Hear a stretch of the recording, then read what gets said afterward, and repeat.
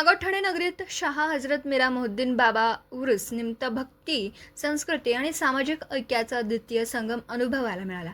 हजारो भाविकांच्या उपस्थितीत साजरा झालेला हा उर्स सोहळा यंदा विशेष उत्साहात पार पडला. उर्साच्या निमित्ताने हिंदू मुस्लिम ऐक्याचे हृदयस्पर्शी दर्शन घडलं. विविध धर्मीय बांधवांनी एकत्र येत बाबांच्या दरबारात माथा टेकला आणि समाजातील बंधुभावाचा मजबूत संदेश दिला.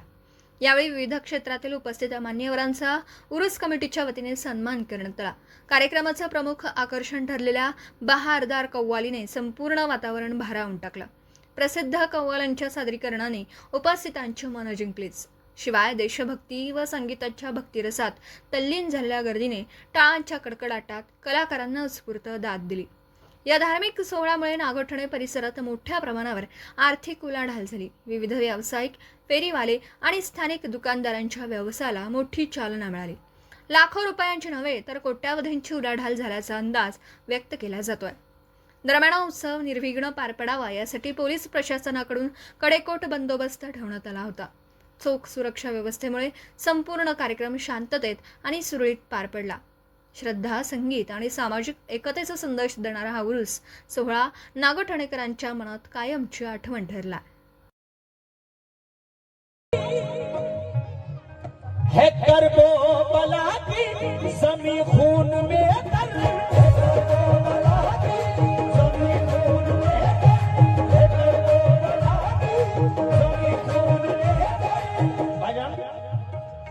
है करबला की ज़मीं खून में है हो तो नारा अल्लाहु अकबर।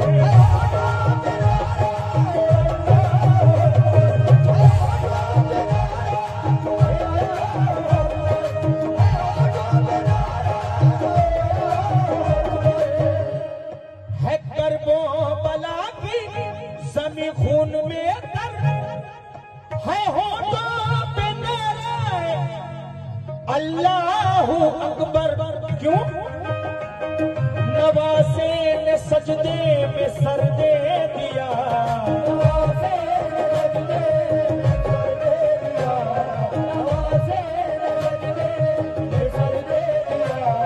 नवासे ने सजदे में सर दे दिया।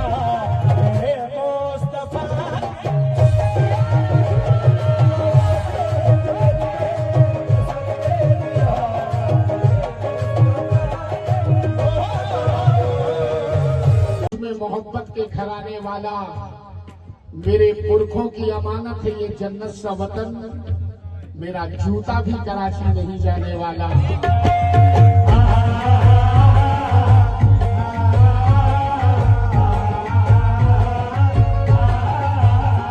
हिंदुस्तान के मशहूर शायर मरहूम मुनव्वर राना ने कह दिया, मरहूम मुनव्वर राना साहब ने कह दिया, आ गई है तो रहेगी,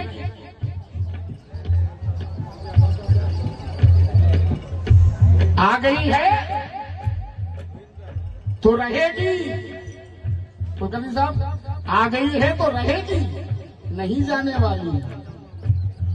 उम्र भर अभी ये सफेदी नहीं जाने वाली। मैं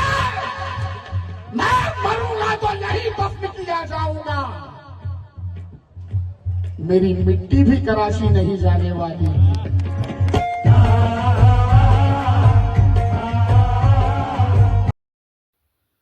video reporter Dhamsheel Sawant, KTV news, Raigad. आपल्या परिसरातील बातम्या आमच्यापर्यंत पोहोचवण्यासाठी स्क्रीनवर दिलेल्या क्रमांकावर संपर्क साधू शकता. दूरध्वनी क्रमांक 9833235011. त्याचप्रमाणे अधिक माहितीसाठी स्क्रीनवर दिलेल्या KTV न्यूजच्या ईमेल आयडीवर देखील संपर्क करता येईल.